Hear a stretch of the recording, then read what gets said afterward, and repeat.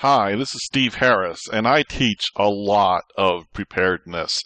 And I got something awesome here for you to watch. But first, I want to tell you, if you press a button on your phone or your tablet and you get off of this video and you can't get back to it, you can go watch it right now at any time at freeprep1234.com. That's FREEPREP1234.com. I am going to cover everything you never heard of and did not know about disposable and rechargeable batteries for your preparedness. I'm talking alkaline, nickel metal hydride, lithium, lithium ion. That was lithium disposable, lithium ion rechargeable. AAA, AA, Cs, Ds, 9-volt, CR123s, RCR123s, 14500s, 18650s, 26650s, and I am going to cover these in detail for you. This is a presentation that I gave to the Pittsburgh Preparedness Group. I recorded the screen and the audio in high quality so you can watch it, and it starts right now. Portable batteries, everything you never knew about batteries. This is going to be fun for you guys. Ask me questions anytime during the presentation. Just interrupt me, raise your hand, let me know if you got a question on something I'm talking about. If you have a question, someone else probably also too has a question, but they don't want to ask. Every time you ask a question, you are going to get a ticket. At the end of the night, you're going to turn in all your tickets. You pass this around. At the end of the night, you're going to pass in your tickets, and we're going to draw tickets. And the ticket winner wins my favorite Energizer headlamp. Brand new in the box, directly from Amazon. It's cool. It's the best $14 there is on a headlamp, period. I very much enjoy the interactive format, so don't feel reserved. This presentation is about you learning, not about me giving it. I am recording the audio only and the screen of this presentation so others can learn from it later, other than those of you who are here now. This class is a general overview. The full battery course is about 8+ hours to 3 days. Depending upon what version I'm giving to you, whether you're military, Department of Defense, law enforcement, civilian. So what I'm going to show you here is an in-depth, detailed overview that you will be able to use tonight when you leave here for your own personal preparedness. Battery selection is crucial. Are you military going to a hot desert environment? What batteries like the heat? What batteries hate the cold? What batteries like the cold? These are all things you need to know, even from military all the way down to personal preparedness. Storage of batteries in case of an emergency 5, 10, 20 years from now. If I'm teaching someone how to set up a safe house, and you're a cool guy in a foreign country, and all of a sudden the bad guys get wind of you, and you got to leave where you are and go to a safe house. And you go to a drawer and you open it up and there's a satellite phone. What type of batteries do I have in there to power that satellite phone that'll be working in 10 years from now? Lithium. Right. What type of lithium? You know, what configuration, what voltage? I mean, those are some of the things that I've had to teach to other people that, you know, won't come into your mind. It's like, okay, that's a good question. What type of batteries would work good for that?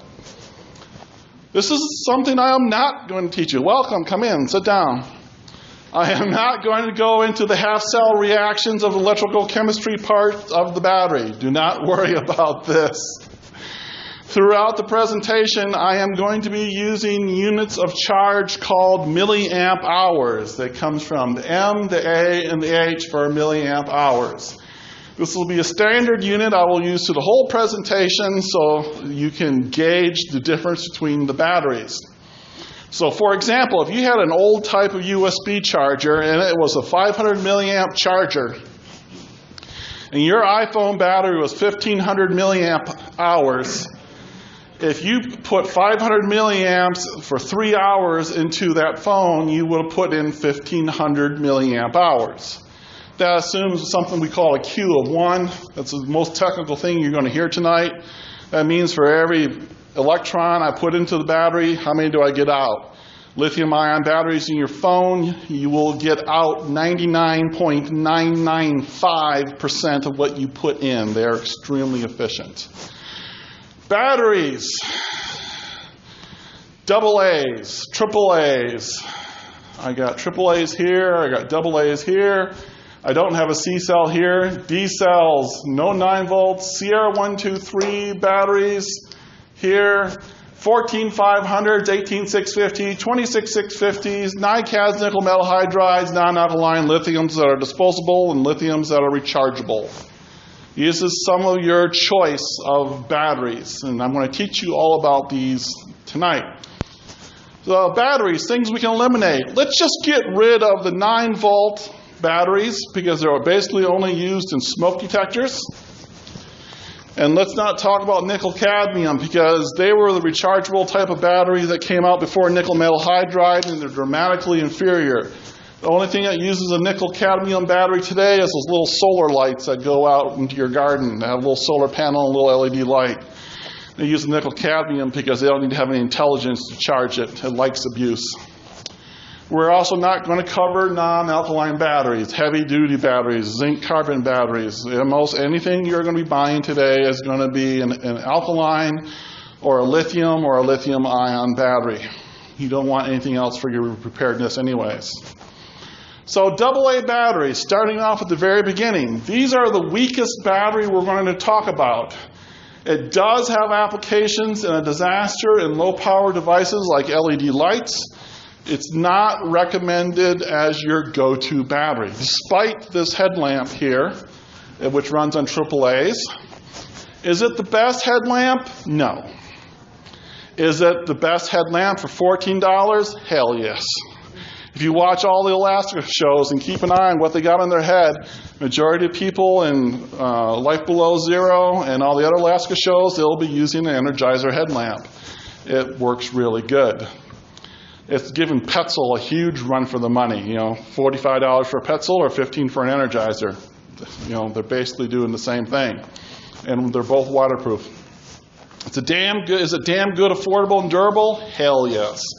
Do I carry one on a plane when I travel? Yes. Would I take one on a 2-week trip to the Arctic or Antarctic? No. Is it incredible for around the house where you can recharge or around your car and other power sources? Yes. If this is my water storage, is this okay for my preparedness, for my water storage? This little bottle's too little water. What if I got 4 55-gallon barrels of water that I can then go refill this up with? Is this a good... This just became a tool for my water storage.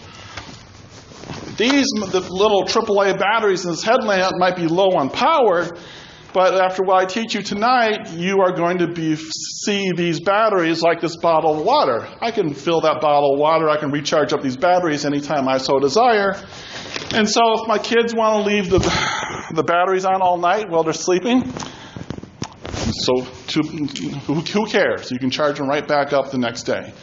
Kids love these lights. It's a good thing to get them involved. Give these things to kids as their toys. Let them play with it. So when a disaster happens, they got their favorite light and they know how to use it and they're comfortable with it because they've been playing with it for a year. AA and AAA batteries. Oh, going back to AAA's, I didn't put the weight in here on the batteries. One thing I forgot to do. Lithium batteries, disposable Energizer lithium batteries, are generally half the weight of nickel metal hydride and alkaline batteries. They are the lightest battery you're going to get. So, AAA and AA batteries. I should have said this. We have alkaline, nickel metal hydride, and lithium batteries. These are basically your only 3 choices for a AA 1.2 to 1.5 volt battery. The nickel metal hydride is the end loop here. It is rechargeable. The alkaline battery is the Duracell battery here. The lithium is the Energizer lithium battery here. Question? How honest are the manufacturers about the amp hour rating on the batteries? Damn honest. And if you go on the web and read about the ampere hour ratings, other people have tested them extensively, and they're pretty good. But ampere hour ratings is like This is 1/2 liter of water.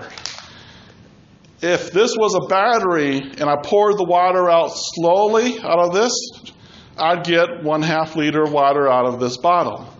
If this was a battery and I poured the water out really quickly, I wouldn't get maybe half of the energy out of that battery. So a battery is not like a bottle of water. The more energy you draw from it, the quicker, the less efficient it is, the more you are going to lose.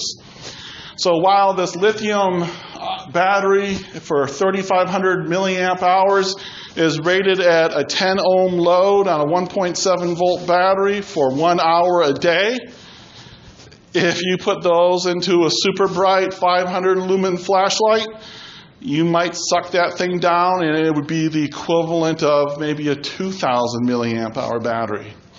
You really got to match the battery with the application. You got to know that what your battery is going to do. Don't believe me, test it yourself. Put your batteries in your stuff, let it run, and see how long it runs for, and get to know it cold. You have to be able to repeat this stuff under stress.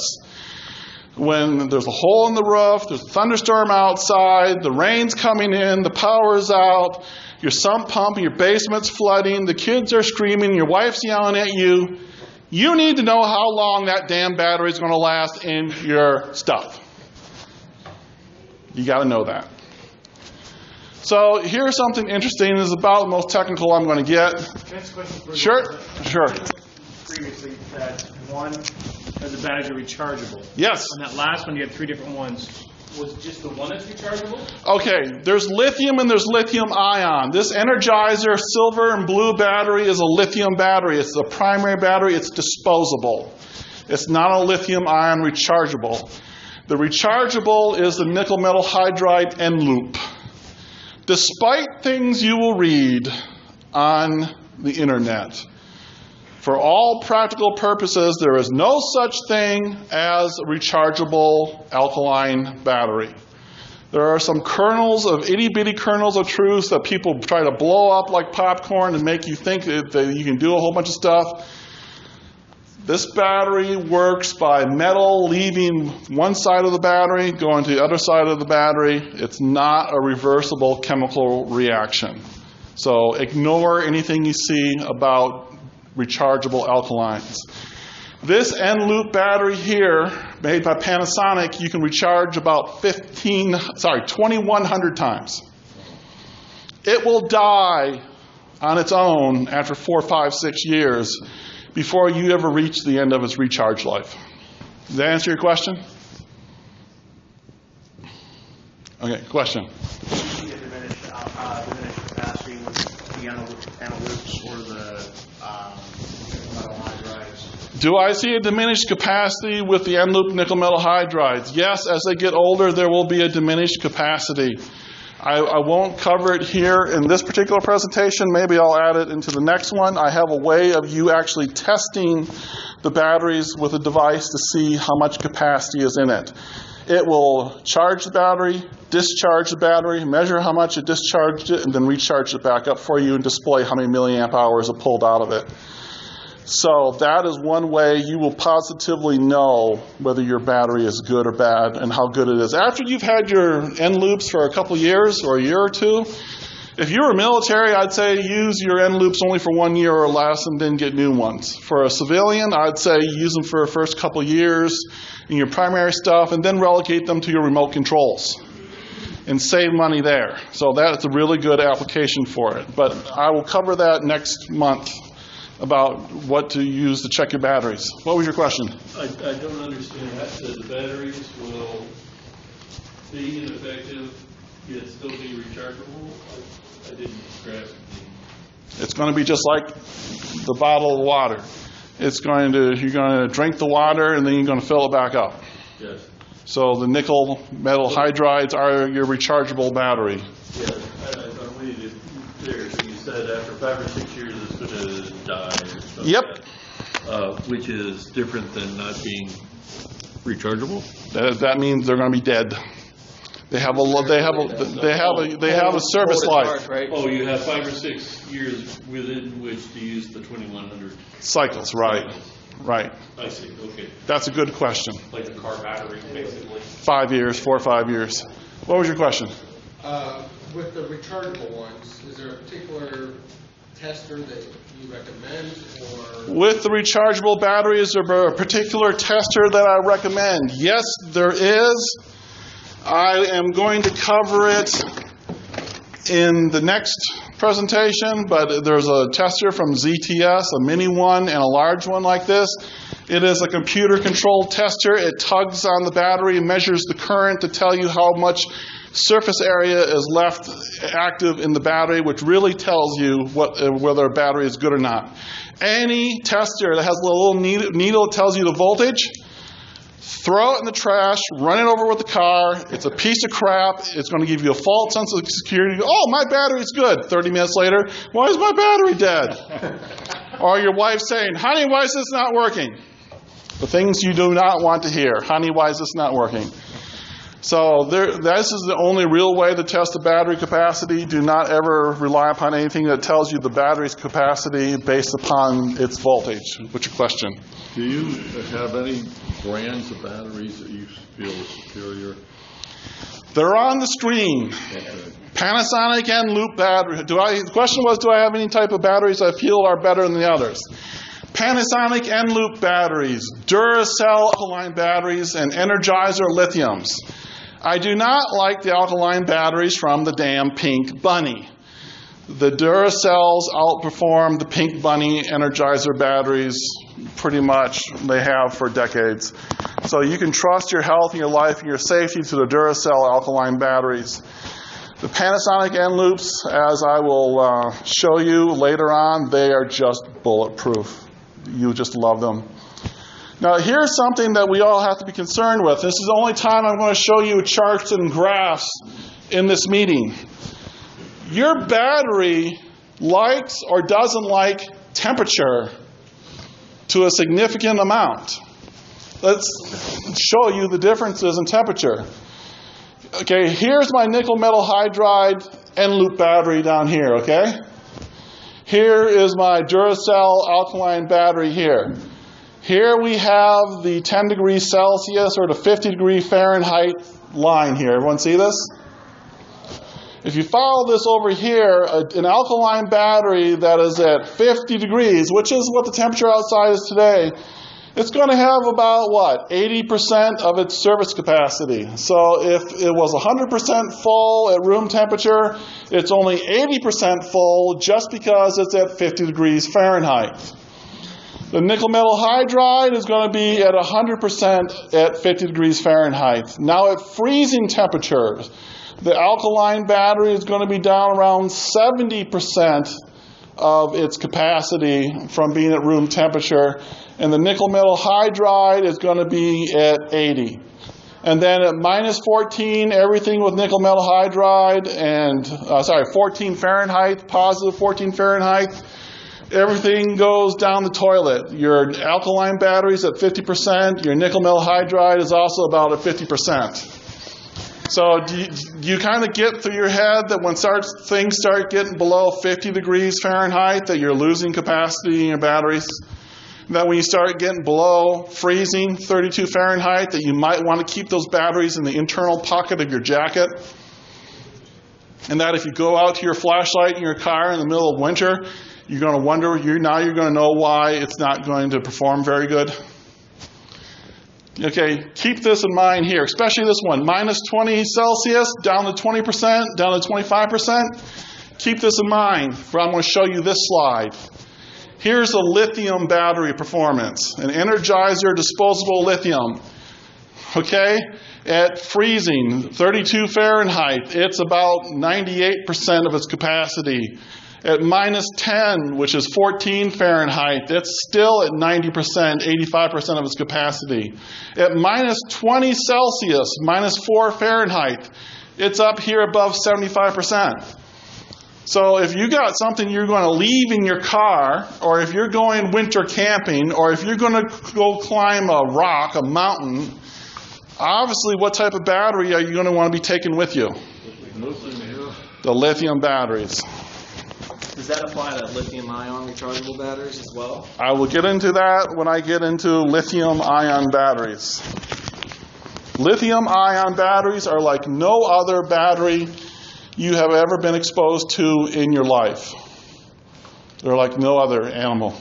They're completely different, upside-down thinking. That was, What's your question? The old grandma used to keep the batteries in the freezer. Negative. Yeah. Straight from, should you store your batteries in the refrigerator or freezer? Straight from the head chemist at Duracell.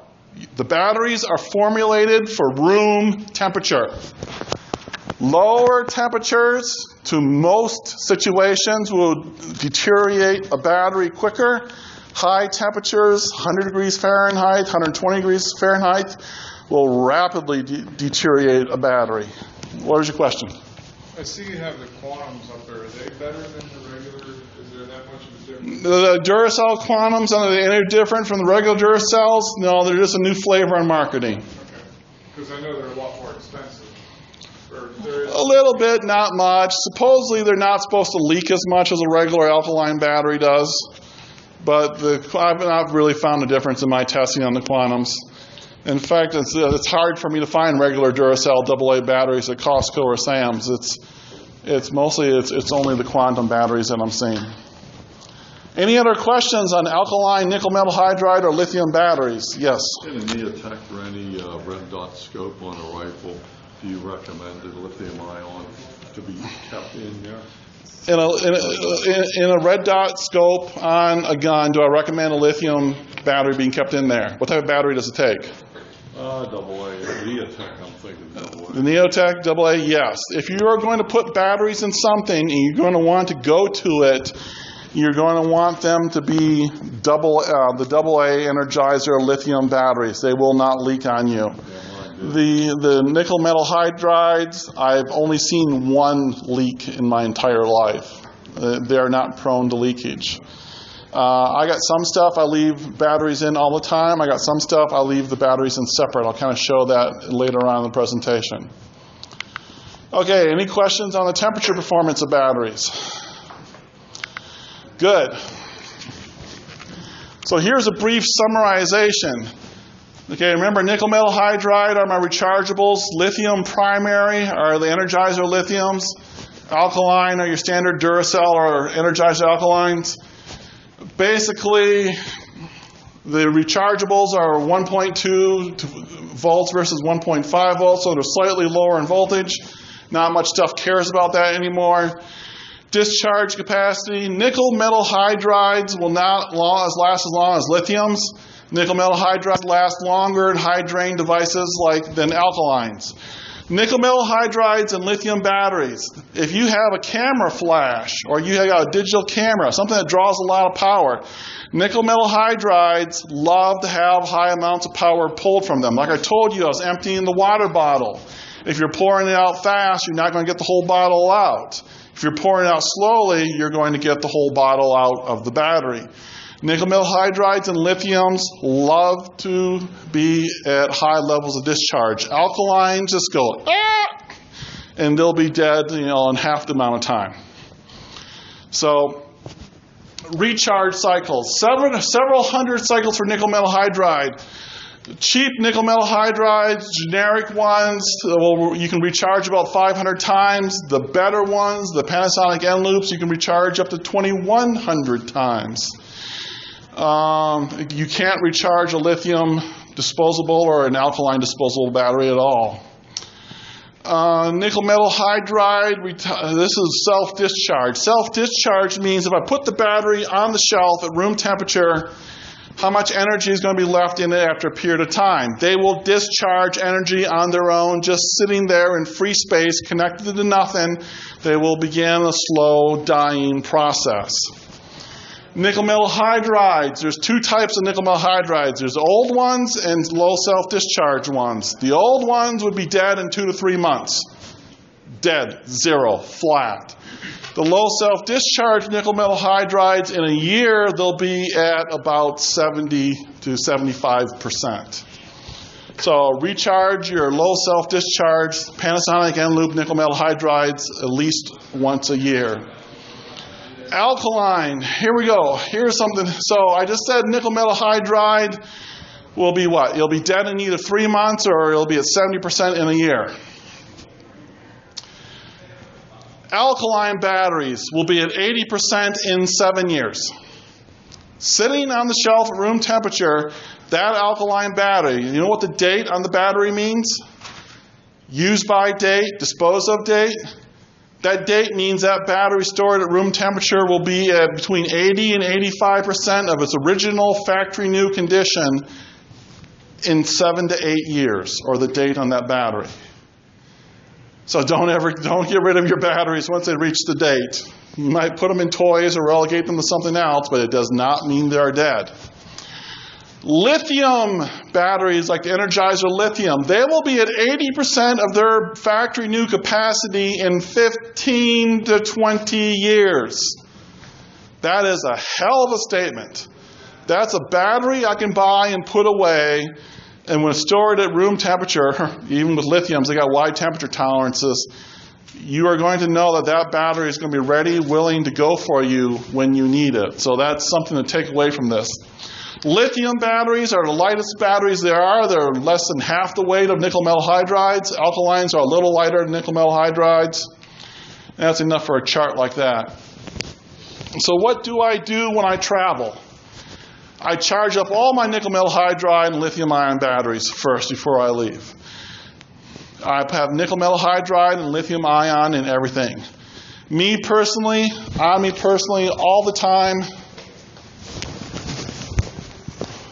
I have one AA flashlight that runs on lithium ion 14500 or a AA. It's my EDC flashlight. Can anyone tell me what does EDC stand for? Okay, everyday carry. EDC stands for everyday carry. Too many of you put your hands up for me to give you tickets. Now, on me personally, when I fly, I got the one flashlight on me. Now, in my computer bag that I carry on, I have that Energizer head lamp I just showed you, which runs on 3 AAA batteries. And in it, I have nickel metal hydride batteries.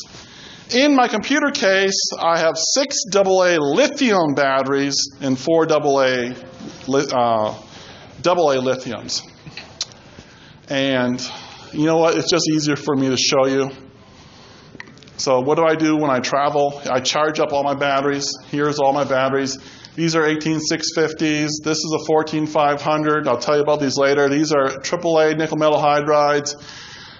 AA nickel metal hydrides, more AA nickel metal hydrides.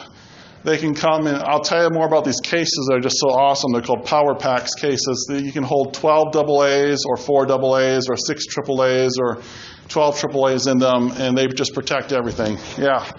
We're talking about the nickel metal hydride batteries only lasting 50 to 80% after 6 months. Why wouldn't you buy all lithium batteries? You cannot recharge a lithium primary battery.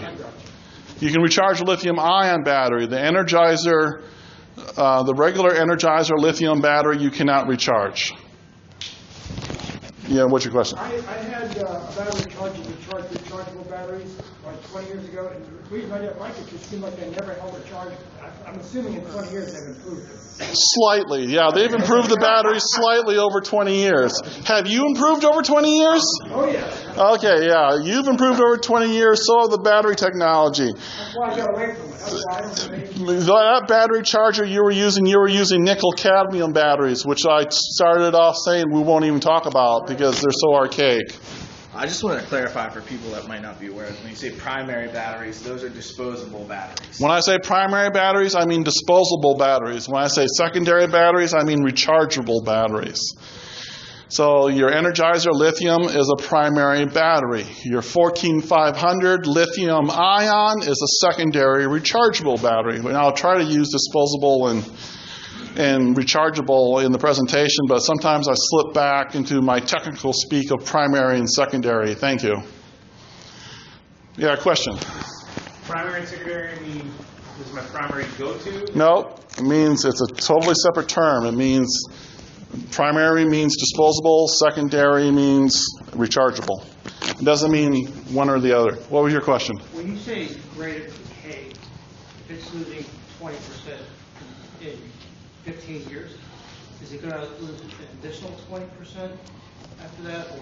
When I say the rate of decay of a Energizer lithium battery is it's going to lose 20% in 15 years, it will lose slightly more than that in the subsequent 20 years.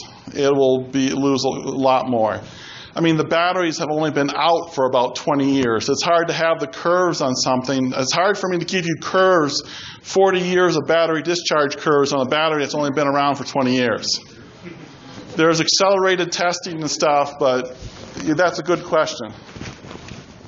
Yes?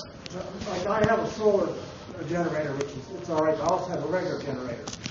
Now, are you talking, do they make chargers you can plug into your car?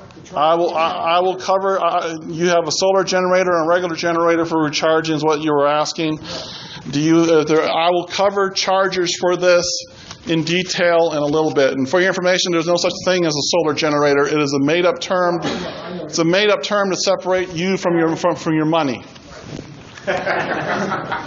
I'm serious. It's a serious marketing gimmick to make you think, oh, I got a solar generator. I can power my house, my refrigerator. You know, they say you can power your refrigerator, and you look at the fine print, it'll power your refrigerator for 15 minutes. And it's, I know. So, if you want to know how to... For lights or something, I'm well aware of it. If you want to know how to make a solar generator and do it for 1/10 the price that you purchased, I got the best stuff in the world to show you. What's your question? Oh, I was just going to ask the self-discharge curves on the Energizer lithiums. Are they trending linear or exponential? Are the self-discharge curves on the Energizer lithiums trending linear or exponential? I don't know. At the end of 15 years from now, invest another $3 in some more lithium batteries. Fair enough. What's your question? Yeah, you said Duracell the best alkaline Yep. energy. You said Panasonic and Loop. You mean nickel metal hydride? Yeah, Panasonic and Loops are nickel metal hydride. Those are the best nickel metal hydrides you can bet your money on. Okay. And everything I'm showing you here is all on Amazon. Okay. Everything. Okay, so what do I do when I travel? Lithium ion. I have lithium ion or nickel metal hydride in everything. So the N-loop nickel metal hydrides are in my headlamp. The N-loop, actually the N-loop AA's aren't in anything. The 14500 lithium ion batteries are in my AA flashlight.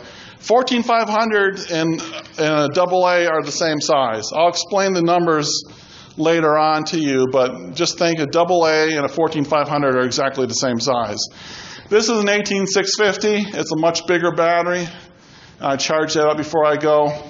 Here's my everyday carry flashlight. This is on me personally. It takes one quote-unquote AA flashlight battery. And here's the lithium ion night core 14500 lithium ion battery. Here's a Duracell alkaline battery. Here's a Panasonic N-loop nickel metal hydride battery. Here's an Energizer lithium throwaway battery. Any of these batteries will work in this flashlight. So while I'm going out the door with a really great lithium-ion battery, if I'm in a situation and I have a disaster happen or I get stranded someplace, if I find anything else that's a AA, it can go into my flashlight and I can use it. I'll cover this later, but we call this energy harvesting. So what else do I carry? On my carry-on bag, in my computer bag, which is my computer bag right here. I carry this on the airplane. In it, I carry this. I carry an Energizer 3 AAA headlamp. And it's the same one that we're giving away here tonight. So my nickel metal hydrides are in here. Now, why would I go out the door with nickel metal hydrides in my headlamp when we know that the Energizer lithiums are so much superior? Why? They only last for 6 months, so you want to use them first. Because they only last for 6 months, I want to use them first. No. You can recharge them at the hotel. I can recharge them at the... Here, give them the ticket. Do you recharge them at the hotel? Nope. That's not the answer. Pete, what's your question? Are those lithium or lithium ion? These are lithium disposables. Why would I go out the door with nickel metal hydrides in my flashlight rather than having lithiums as the backup? And that I'm going to reiterate with you, that the lithium ion disposable, you still recharge. Do you not have a... Those aren't lithium ion rechargeable. Those are lithium disposable. What I'm saying is, you said why you want the nickel metal hydride because you can recharge those. Right, but why would I go out the door with a battery that's slightly not as good? I thought you had a setup where you could hook up to that headgear to a computer and charge your batteries. No, I never said I had a hookup going to my computer. I never said that. What's your question? It's a matter of confidence. You said the first thing you do is charge all your batteries before you... That is it. In fact, for the correct answer, you get 3 tickets. The correct answer is it's a level of confidence I have in these batteries. Now, I guarantee you that these Energizer lithium batteries might only have a failure of 1 in a million. But it's like this bottle of water. If I fill this bottle of water up before I leave, how confident am I that I'm going to get all the water out of it? Do I know the bottle will stay together? Do I know it will hold water? Do I know I can drink it all? I've been using these N-loop nickel metal hydrides in the headlamp over and over and over and over. And they work and they work and they work, so I know what I'm going out with is going to work. And if I get stuck someplace, like in an airport, and I drain my nickel metal hydride N-loops, I'm now carrying the lightest, most energy batteries with me, the Energizer lithiums, that I can then use in the headlamp. Does that make sense? Question? Yeah, why do you have your N-loops numbered? Oh, why is there a number 4? Because they're the 4th generation N-loop. I got so many of them, I need to know which ones are the 3rd generation, which ones are the 4th generation, etc.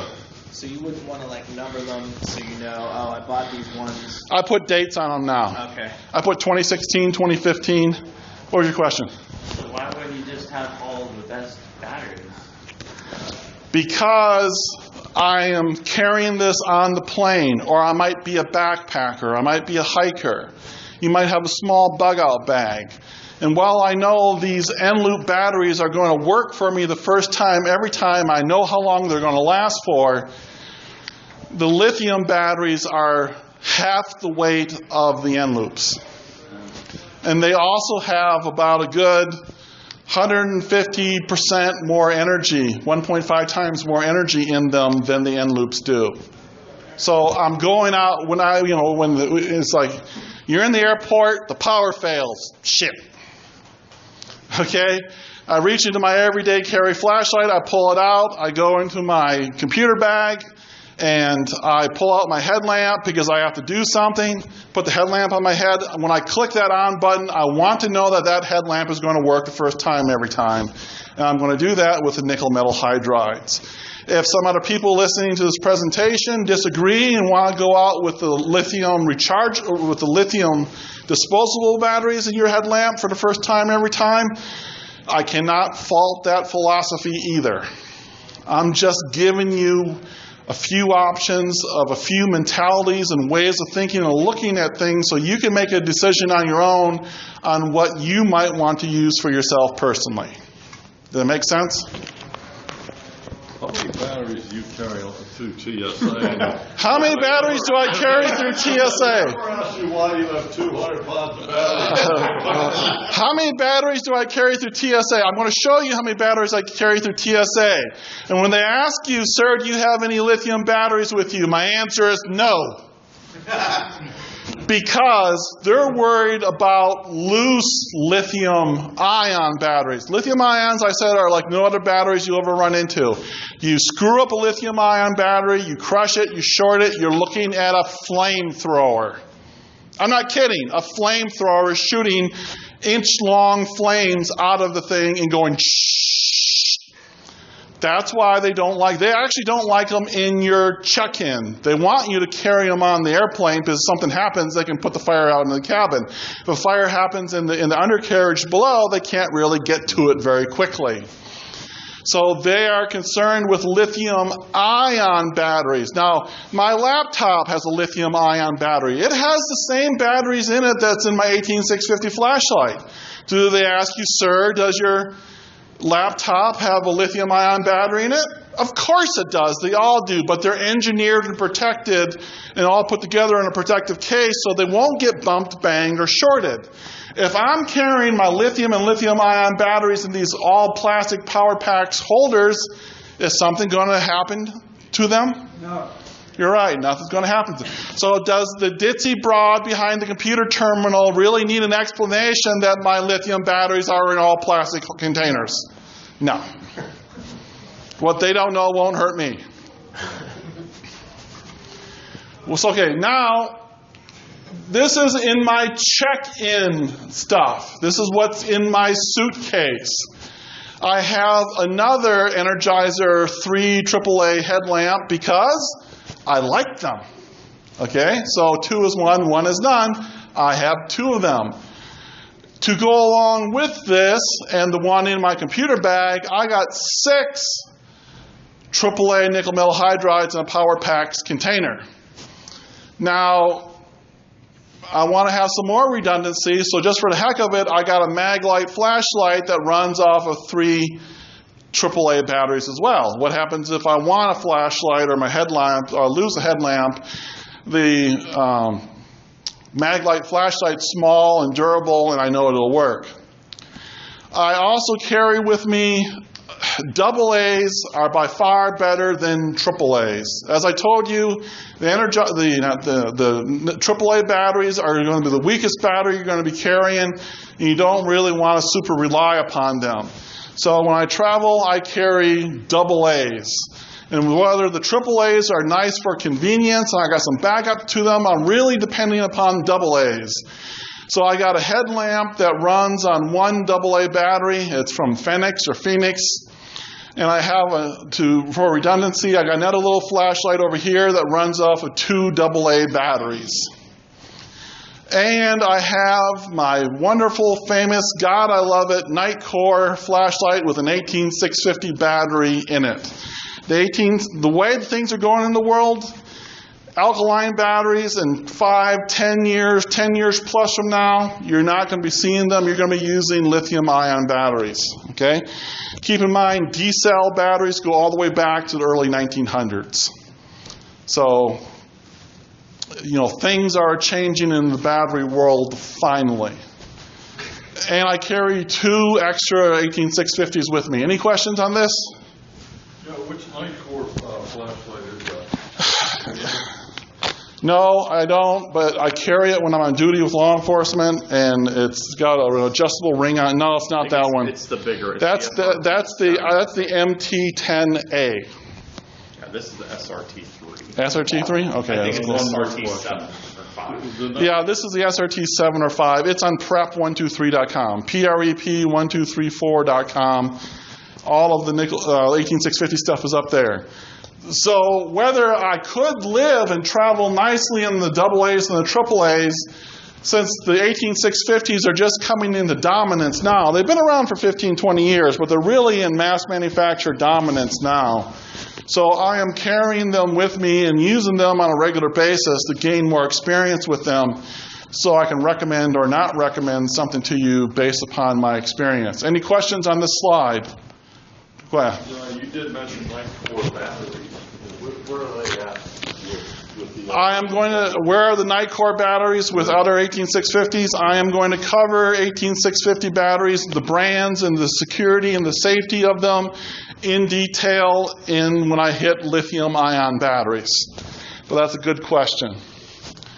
So, what do I do when I travel? Why do I carry so many rechargeable batteries with me? Yes? One's for the car. No, I said, why do I carry so many rechargeable batteries with me? Because you can recharge them whenever you want. Because I can recharge them whenever I want. That's a correct answer. You get multiple tickets. That's the answer. I have a little charger here. It's called the XTAR VC2 Plus charger. And here you can see, here's my USB charger. This is a whole nother presentation just on phones, okay? I have a video on energy1234.com that you can email me and say you want for free. The video is almost 4 hours on nothing but keeping your phone charged all the time anyway in the world by about 14 different methods. So whereas I got a USB charger here for the wall and a USB charger for the car, this charger here recharges AAA, AA, 14500, 18650, 26650. So it recharges all the nickel metal hydride, it charges all the lithium ion batteries, and it plugs into the same thing I'm recharging my phone off of, and that is a USB charger. That is why I'm carrying so many rechargeable batteries with me, because I can harvest power wherever I'm at. I can use the power from the wall. I can use the power from a cigarette lighter. Anyone recognize this? This adapter here? This is an adapter that clamps onto the battery of a vehicle and gives you a cigarette lighter plug on the end. So I can go and pop the hood of any vehicle, clamp on and plug in and recharge underneath my own control at my will. So that's why I'm carrying rechargeables, is because I can top them off and replenish them as I so desire. This allows me to harvest power from other places, devices, people, places, and things. So here's one of the other little off subject. But if I take this VC2 Plus X-Charge charger and I put into it an 18650 battery, I plug my phone into it, I'm not recharging the battery off the phone, I'm charging the battery off the phone off of the battery. So the same thing that recharges my batteries, and I'm carrying 18650s for my flashlight and for my headlamp, I can now, for the same $25 charger, it's a backup to recharge my phone. That cool or what? It gives me redundancy, and I'll get to redundancy shortly. So the USB charger can charge lithium ions and nickel metal hydrides, and the 18650s can charge my phone. Okay, here is some of the meat of the fun stuff. AA batteries versus AAA batteries versus AA's versus C's versus D cell batteries. Here's the thing that you're going to want to keep in mind the most. A AAA battery is 1250 milliamp hours in capacity. A AA battery is basically double of a AAA battery. It's about 2500 milliamp hours in capacity. C cells, not used much anymore, are 3 times the size of a AA. A D cell alkaline battery is 7.5 times the size of a AA. It's 16,000 milliamp hours or plus of energy.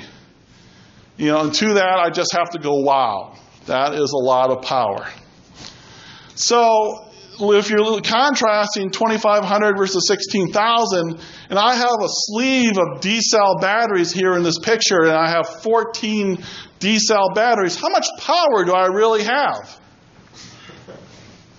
I got a lot. This sleeve costs $15. That's a lot of power there. So what good is this? You know, here's my emergency drawer at home. It sits underneath the TV. In here I got 2 flashlights, a lantern, and a radio. And here is, so when the power fails, this is where I go first. I go to this drawer when the power fails. So this is my be-all, end-all? No. But this is where, when the power fails, I'm going to go to first to get my light that's going to take me to something else. What's your question? What about those flashlights that plug into the wall where they automatically turn on when the power goes out? How well are those reliable? Those are, how good are the flashlights that plug into the wall that turn on when the power fails? They are a convenience novelty only. You're not going to bet your health, your safety, or your life to them. However, if they give you 4 hours worth of light when the power fails, and you got one in the bathroom, one in the living room, one in the hallway, one in each every bedroom, that is going to be a big convenience to you. That way you'll be able to see going to your... Yeah, well, I mean, usually I'm sitting in front of the TV or something when the power fails, so... yeah, but you're right. An automatic light like that would allow me to find the drawer, but I can find the drawer on my hands and knees. How do I know? I've done it. Practice, people. There's three things. Does it work? Do I need it? Can I repeat it under stress? Those are three things everything must pass in order, and that's what you should be able to do with your preparedness. You should be able to find your emergency drawer in the dark. What's your question? Why wouldn't you carry a flashlight on your side? Why wouldn't I carry a D-cell flashlight at my side? Smaller. I do. Every day. I showed you my everyday carry flashlight. Right here. Then why do you need to go to the drawer? Why do I need to have the drawer? Okay, well, one, I can find the drawer with this flashlight, okay? This is holding one AA battery. What did I show you back here? What's the size difference between a AA battery and a D-cell battery? The D-cell battery has 7.5 times the energy of a AA. Okay? When the power fails and a tree falls through the roof and the kids are screaming, you need to find out what the hell's going on. You need to go outside in the rain, see how big the hole is, get the tarp, start to cover it.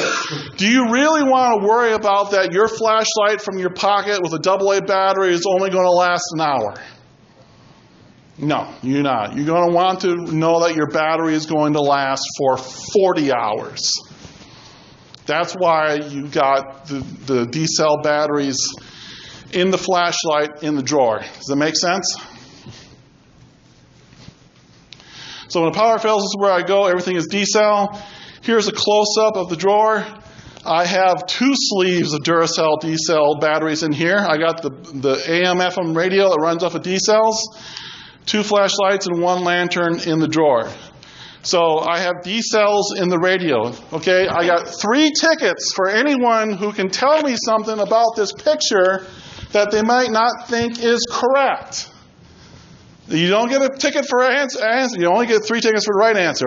You raise your hand first. The Energizer. Well, right, they're Energizers. But I got the Energizers in there because that's all I had available to me when I bought them. I didn't have a Costco subscription, so I couldn't. What's wrong with the picture? That's what I was going to say. What's wrong with the picture? It looks like the battery on the right is reversed. No, the battery's not reversed. What's your question? Not lithium? No, there are no lithium D-cell batteries. There are no lithium ion. There are no lithium disposable D-cell batteries. There's no battery cover. The battery cover's off so I can show you the batteries. We'll give a ticket for that. Well, okay, what do you think? That's what I was going to say. What do you think? Does it say DC 9 volt? No. Am I reading that wrong?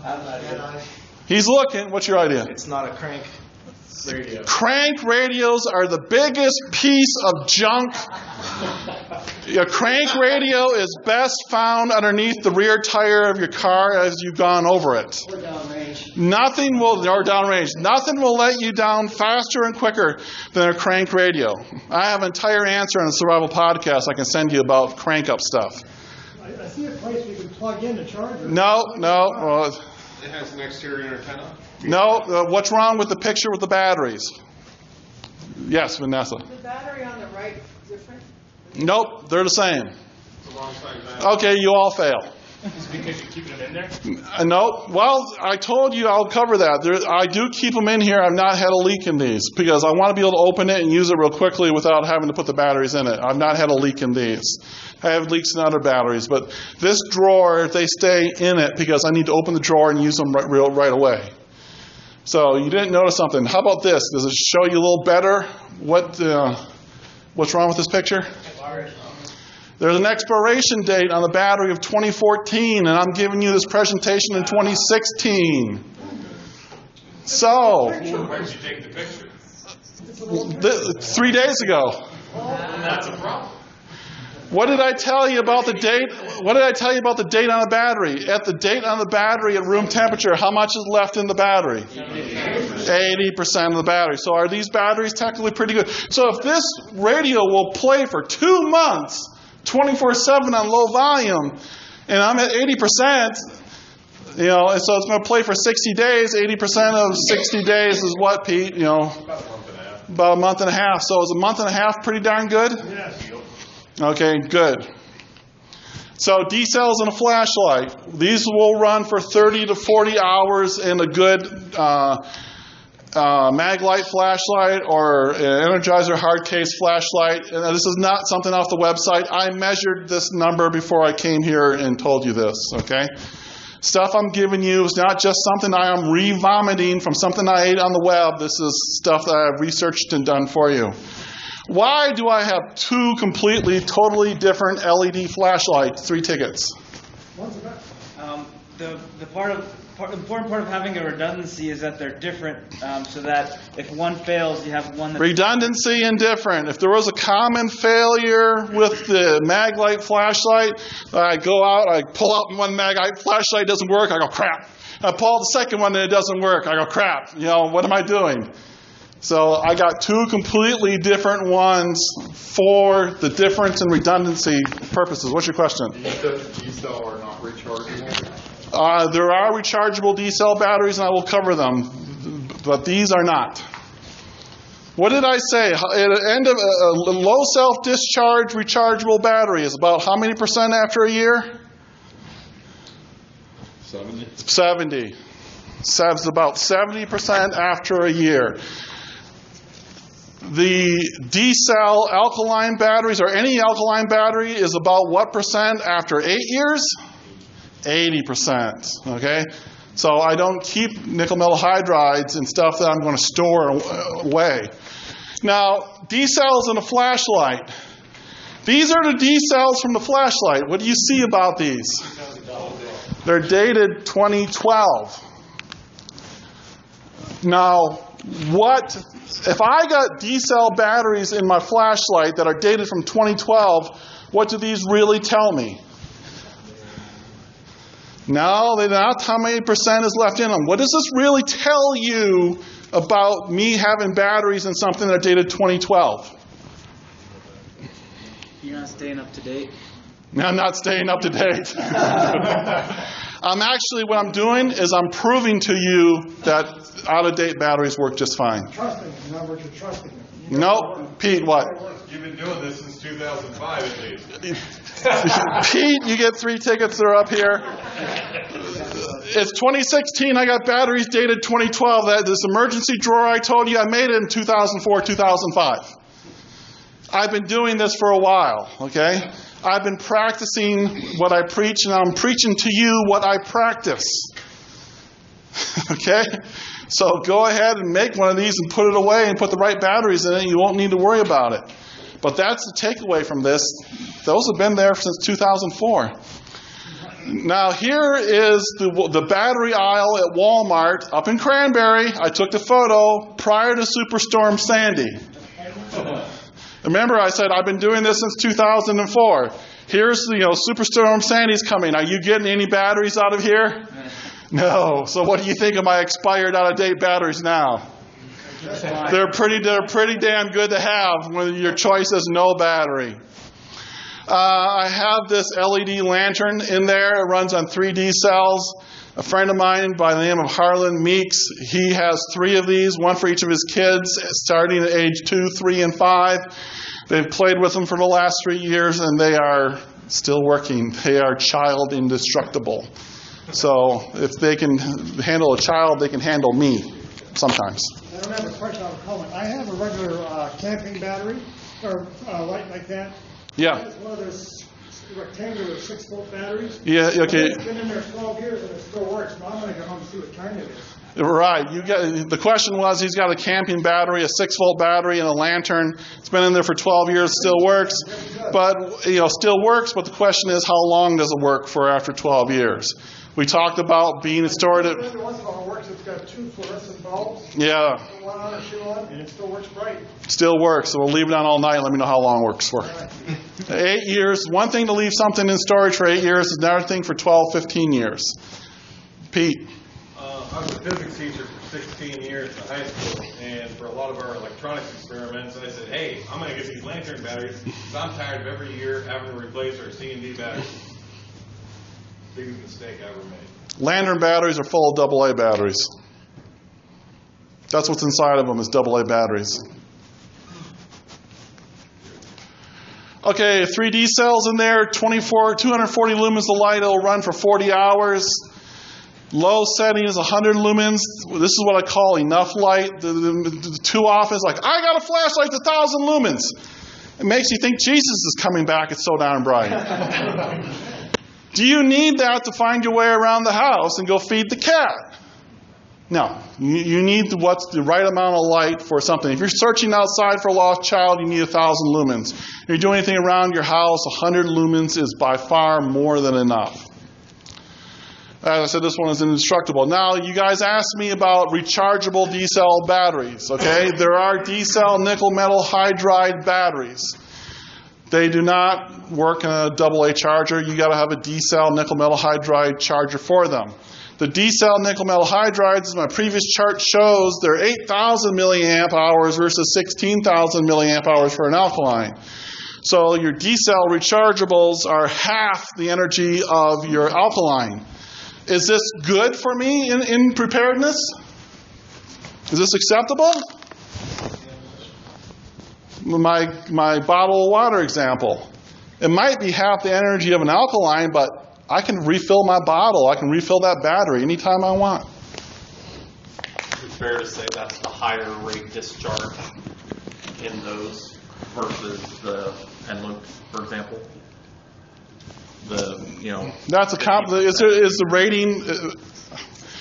The self-discharge rate between the D cells and the AA's will be the same. What I mean is that the 50% in a year versus. There'll be these. I will cover that in a second. Very good question.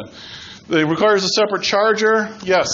If I have one of those chargers at home plugged in, can I keep batteries in there and just kind of walk away and forget about it? Can you keep batteries in your charger and leave them in there? Yes. The answer is you can leave them in there. The new smart chargers will trickle charge the batteries. They won't hurt the batteries. You can leave them in there as long as you desire. Tenergy has the best brand of nickel metal hydride D-cell batteries, but I'm about to show you, okay, also don't forget it could take 8 to 24 hours for these things to charge because they're big. They're not a AA battery. They're going to be 3 to 4 times the size. And they can hold about 500 plus charges, so that means you can get a lot out of them. Now, here's your question about the batteries discharging on their own. What's your question? What is the effective life then of the D cells? Well, what's the effective life of the D cells? Same as a regular nickel metal hydride, 4 to 5 years. So, not all nickel metal hydride batteries are the same. Are created equal. This goes for AA's and for D cells and for C cells and AAA's. There are LSD. It's not the drug. LSD stands for low self-discharge, okay? So I'm telling you that after a year, they got a good 70% of their energy left in them, which is the only nickel metal hydride you want. Here, right from Amazon, is 2 Tenergy D-cell, low self-discharge. It says it right there, nickel metal hydride rechargeable batteries, 8,000 milliamp hours. And they're $16 for 2 of them. And you look right below it and you see, oh, I can get the EBL 4-pack D-cell that are 10,000 milliamp hours, and they're only $25.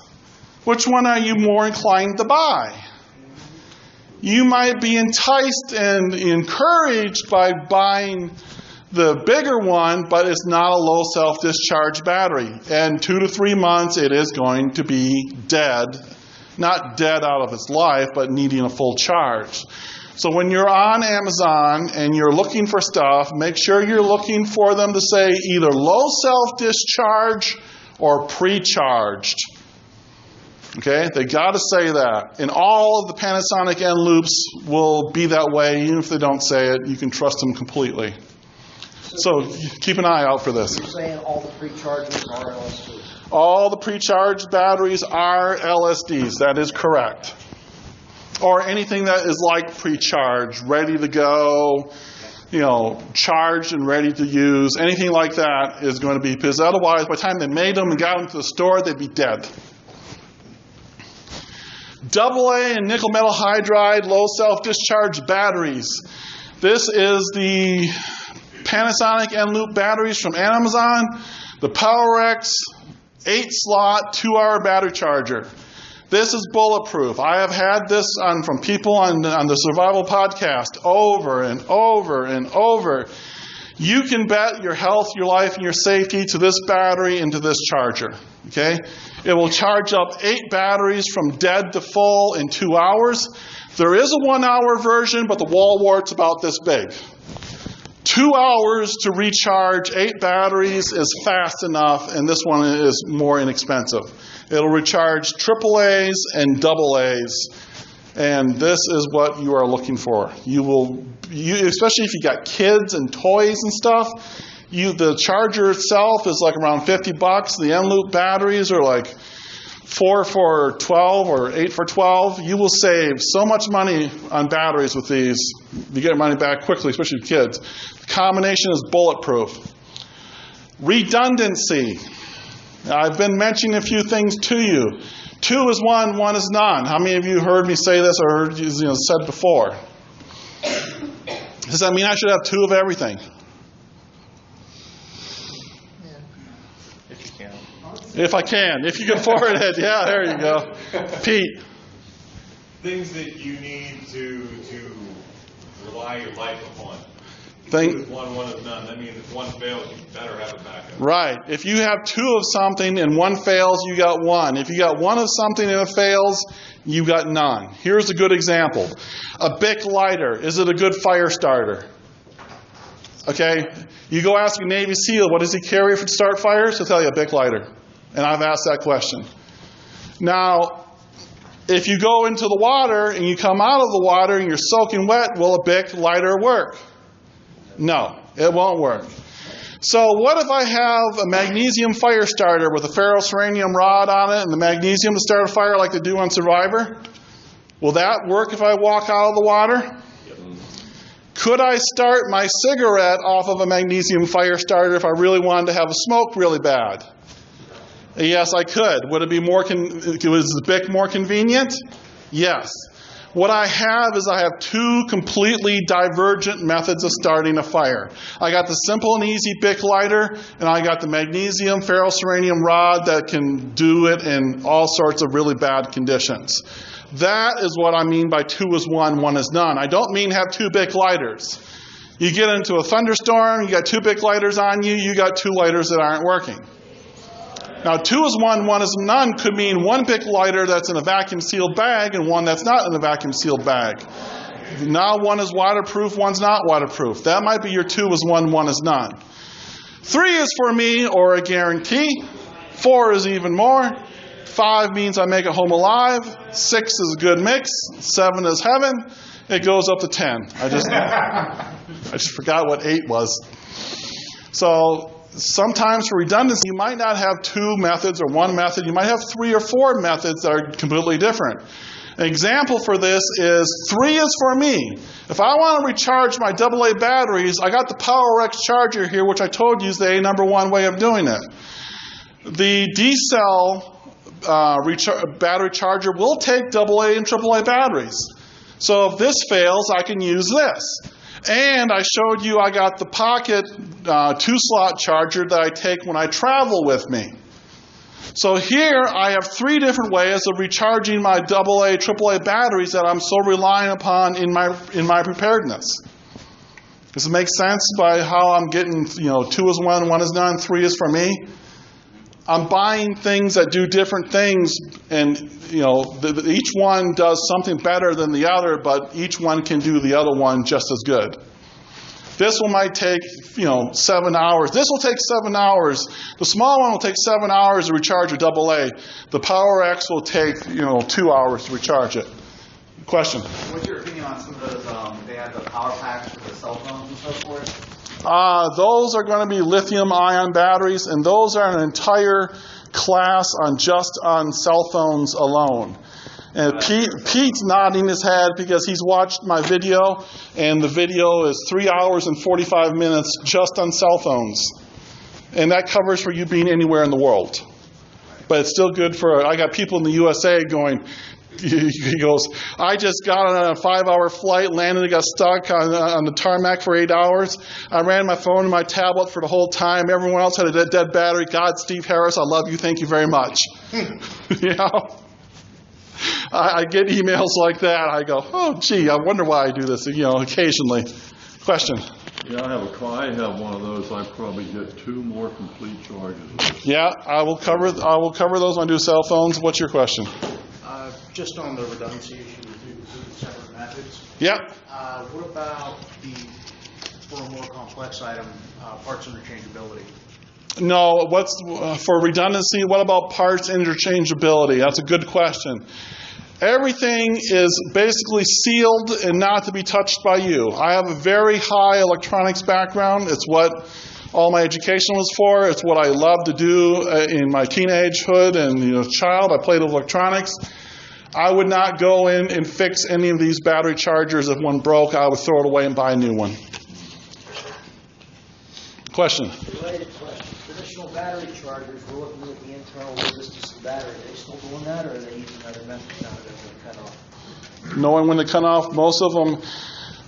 The question is on charging of the batteries. How do they charge it? Is it based upon internal resistance, or is it based upon other methods? That is an hour-long discussion that is outside the purview of this presentation. For the purpose of the presentation, put it in, plug it in. When it says it's fully charged, take it out and use it. Question?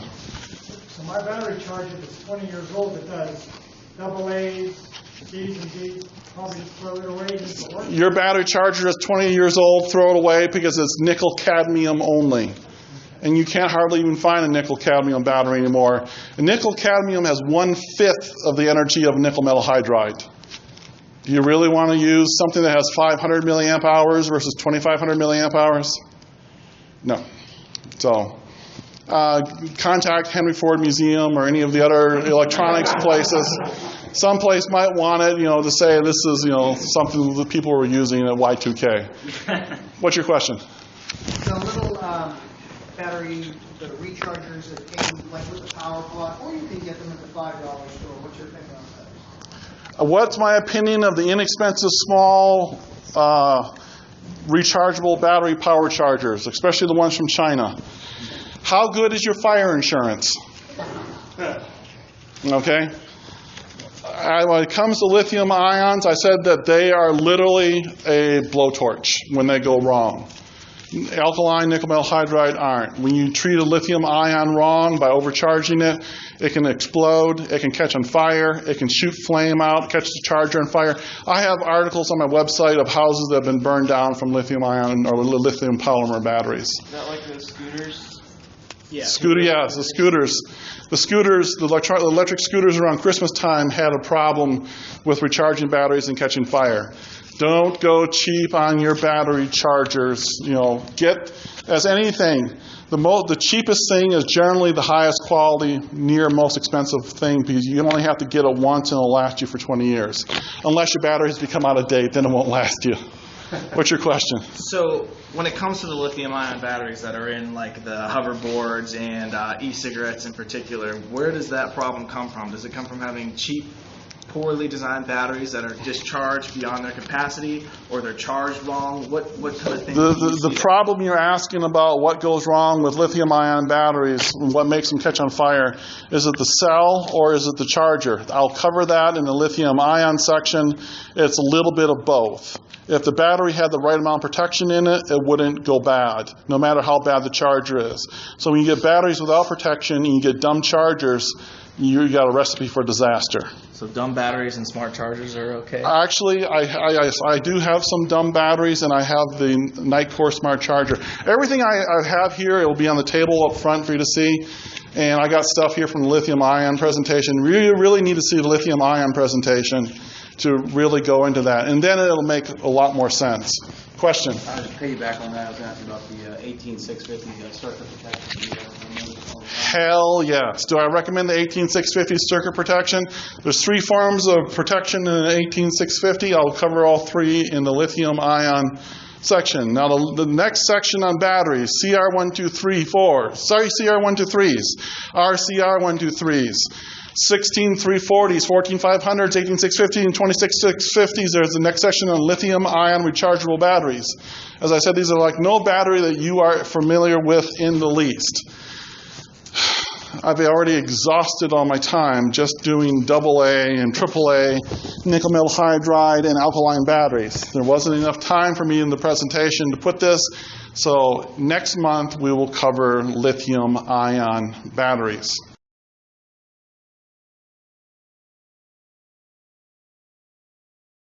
Hi, this is Steve Harris again. Thank you for watching my presentation. I really hope you enjoyed it. I'm sorry I did not have enough time at the Pittsburgh Preparedness Group to talk about 16340s, RCR123s, CR123s, 14500s, 18650s, and 2650 batteries, and more. These are very important batteries to your preparedness. These lithium-ion batteries I'm going to be talking about are going to take over and replace most batteries that you know of and use today. 5-10 years from now, it'll be a completely different world of what you are using in terms of batteries, and it is for the better. The class on the lithiums is not done yet. I've not given it. So if you would like to be notified immediately when this class is available for you to watch for nothing, for free of course, please click the Learn More or the Sign Up button on Facebook, or if you're on freeprep1234.com, please enter your email address, and we respect your privacy. We're not going to spam you. We're not going to sell your email address or anything else. You are ours, and we will notify you when we got some of the best stuff available on preparedness for your personal education. Thank you. Again, thank you for letting me be a part of your education and your curriculum, and I hope this helps your wonderful journey through preparedness, and it helps you be better prepared. Just helps you be better prepared for when stuff gets thrown at you, so you and your family can be a spectator and enjoy the event rather than being a participant and being cold, wet, and miserable. Thank you.